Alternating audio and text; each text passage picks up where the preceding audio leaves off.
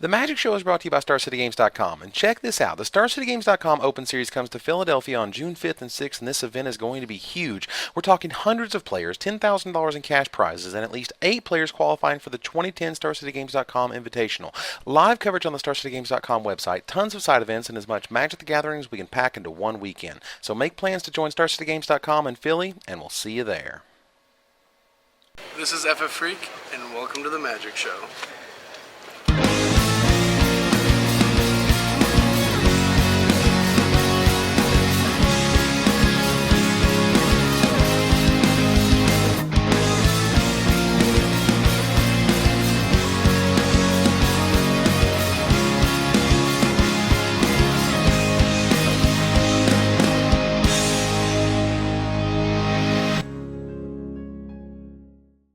Hello everybody and welcome to another edition of The Magic Show.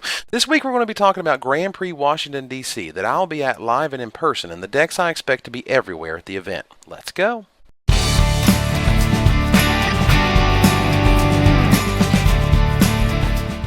So this past week we had Nationals qualifiers all over the world, and our post-Rise of the Eldrazi metagame is quickly shaping up. The most exciting deck to come out of the weekend was Jerry T's Vengevine Naya. Yes, once again Jerry breaks another format. The same guy who showed the world how powerful Dark Depths and Thopter Foundry could be and extended his back at it for Standard. Another bonus is that Vengevine finally justifies his exorbitant price tag. Yes, he really is that good, and now we have a deck that fully showcases his ridiculousness. Yep, you take the Naya deck that did so well at Pro Tour San Diego, add a little 4-mana monstrosity, and bam! You have yourself a killer concoction. You still have the Stoneforge Mystic Basilisk Collar Cunning Spark Mage combo that runs over Mythic Conscription decks. You have Ranger of Eos, which makes Vengevine completely unfair. Meanwhile, Knight of the Reliquary continues to be a stellar card that can easily win games by himself. On the flip side of Vengevine goodness is a shiny new deck posted by Mike Flores on his site 5withflores.com. While he dons his Jund deck Monster Truck Vengevine, and I prefer Sarkhan the Mad. Why? Check out the deck list. Now that's a cool list. Basically, the idea is that every Bloodbraid Elf you play will flip another creature, ensuring all Vengevines in the graveyard will be returning to play when you play one.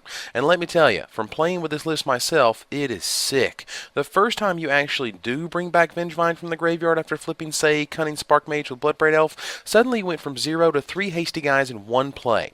Powerful really isn't the word I feel at this point. Sarkhan the Mad is your only spell in the deck, and it seems the other Rise of the Eldrazi Planeswalker is finally getting his due. Showing up in Jund and red-black aggro lists, I've been saying this guy is the real deal for weeks now, and it's nice to see him see the play he deserves. Moving on, while those decks are incredibly scary, they're not the deck to beat. You know what is? Here's a hint. It's not Jund.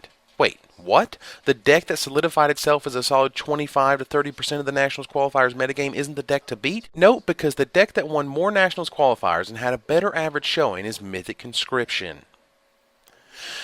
Yes, the original most expensive deck in the format has returned, and with even more expensive Planeswalkers and one big fat Eldrazi enchantment. It's funny how crap rares suddenly become bomb ones when a powerful card hits the scene. Sovereigns of Lost Alara went from meh to oh my god +11/+11 and trample for 6 mana. Turns out when you print the most absurd aura ever along with a creature that can fetch and attach it for free, powerful things happen. Of course, the rest of the deck isn't exactly fair with cards like Jace the Mind Sculptor, Gideon Jura, Baneslayer Angel, and Lotus Cobra. This is the deck I consider the deck to beat, and you better have a hell of a plan versus the Mythic Monstrosity if you plan on doing well at the GP or upcoming PTQs. Moving on, Superfriends is no joke. This deck burst on the scene at the Star City Games Open in Atlanta and has been steadily crushing people ever since. It turns out Planeswalkers are awesome, and a bunch of Planeswalkers is really awesome, so why can't it work? Note that the deck folds to aggro decks that most aren't playing, but instead are opting for card advantage fueled mid-range and control decks, the exact kind that Superfriends eats for lunch. Granted, it's one incredibly pricey deck, but the Maserati of decks gives you plenty of pizzazz for your buck. Beware the technology of adding Time Warp to this deck, because nothing says lovin' like an extra turn with your Superfriends on the table. Speaking of powerful control decks, and decks that still aren't exactly cheap, Blue-White Control is still hanging around and doing quite well. While it folds to Superfriends, it crushes most other decks, and it does so with style. Luminarch Ascension is the card that is your best bet at beating the super-powered Duder's crushing standard, while Mrs. Angel, if you're nasty, takes care of the rest of the format along with Dwar Sphinx. It also, of course, runs the pair of pricey Planeswalkers, the incredibly good Wall of Omens, the tap-out goodies like Martial Coup and Mindspring, along with the best blue card in Standard, Spreading Seas. Seriously, if you haven't been destroyed by the silly aura yet, you don't know how crazy good it is. Nice manland. Okay, so we've talked about the expensive decks and twist on powerful archetypes. So what if you don't have $700 to plop down on a shiny new concoction? What if you don't like control decks? What if you just want to smash some face? Well, I've got some decks for you. First is the veritable classic, Red Deck Wins. Yes, this is Dork's Burn and summons that are quite devastating. Yeah, the Red Deck Wins archetype is classic and awesome, a very simple and straightforward strategy that is surprisingly difficult to play correctly. Kargan Dragonlord, if you haven't heard, is a 2-mana flying 8/8 trampling fire-breathing powerhouse. I hope every red-black, or red-white deck recognizes this guy for what he is and plays him accordingly. But that's not the powerhouse in this deck. The powerhouse and the creature that has the most potential is Kiln Fiend. Have you read this guy closely? +3/+0 for any instant or sorcery you play, so you rebound Staggering Shock, you bolt a blocker, and you swing for 7? That's pretty insane for a 2-mana creature.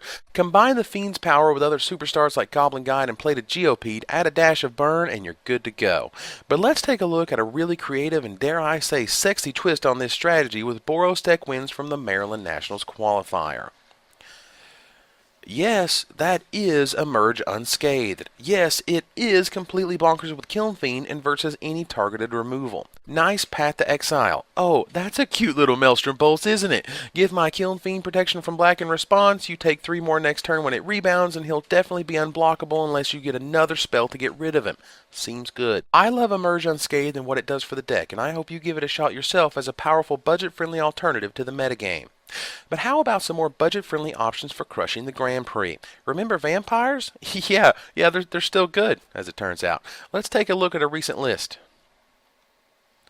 Now, the reason vampires are insane right now is 2 cards. The first is Malakir Blood Witch. This card does righteously unfair things to Baneslayer Angel and Gideon Jura while sucking the life out of your opponent just for playing it. It's also great versus Jace the Mind Sculptor. What you gonna do? Bounce it? The second card is Mind Sludge. With Blue-White Control not running many, if any, counterspells, a turn 5 Mind Sludge for 5 cards is usually good game versus them. Superfriends doesn't do well post Mind Sludge either. If I were playing vampires this weekend, I know I'd stock up on Mind Sludges with which to wreck people. But let's discuss a little technology that I think is being passed over that I was shown at the Atlanta Open via Magic Show viewer Ethan Mehrbaum. He sat me down and said, take a look at this interaction. Turn 2 Bloodthrone Vampire.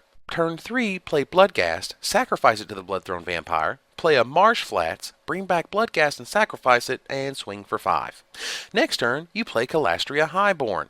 Then you play your land for the turn, bring black Bloodghast, sacrifice him, pay a black mana so Calastria Highborn can drain life for 2, crack your fetch land, bring back Bloodghast, sacrifice the Bloodthrone, and pay a black to drain life for 2 once again. What are they going to do if they don't have the Day of Judgment? Because once you untap, the instant you kill a vampire, Calastria Highborn is going to make you pay for it. This interaction hasn't been seen in competitive play yet, at least from what I can decipher, and I believe it's time to give the Bloodthrone Vampire Bloodghast interaction the respect it deserves. Another card Ethan was impressed with was Arrogant Bloodlord. Sure, it's going to get killed by a sprouting Thrynax Saproling token, but who wants to block with their Noble Hierarch? Note that this guy trades with Putrid Leech and kills Wall of Omens with ease. For those rocking vampires, I'd take a close look at this guy. But how about some wacky rogue goodness? Check out Red-Black Control. Nice Black Knight, am I right? Gets around Path to Exile, Wall of Omens, Baneslayer Angel, Ranger of Eos, and Gideon Jura. Oh man, do I dig this deck. I love me some Abyssal Persecutor, and the Planeswalkers are all excellent. But check out that 3-drop. Is that a Hypnotic Spectre winning the Missouri Nationals qualifier? You bet it is. This guy, alongside superstar removal like Earthquake, Lightning Bolt, Consuming Vapors, and Gatekeeper of Malakir, keep you in the race and for some, the first place slot. So what's going to break out at Grand Prix DC? I've heard rumblings of Summoning Trap finally getting its due, and of course Jund will be out in force, so make sure you're prepared. Also this weekend you can pick up your free copy of the StarCityGames.com Gazette, our first ever print publication. This incredibly awesome magazine will give you something to check out while you're hanging out at the event, plus we've got some special deals at the StarCityGames.com booth for those who grab their copy. Lastly, I want to discuss the show last week and the idea that my Deck Builder's Toolkit was set up or planted in some way. And all I have to say to that is this. Really? Seriously, guys?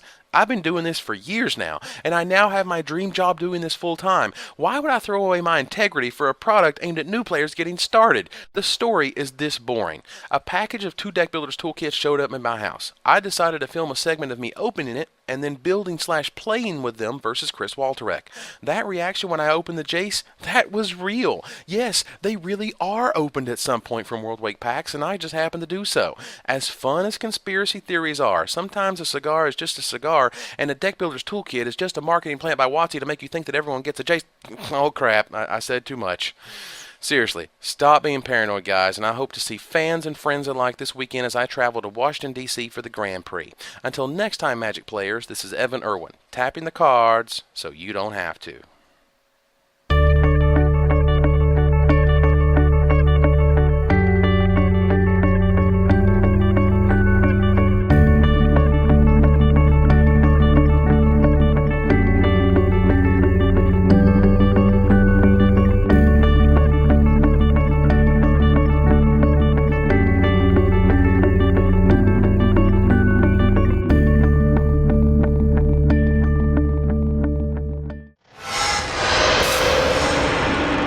Always like the fatties.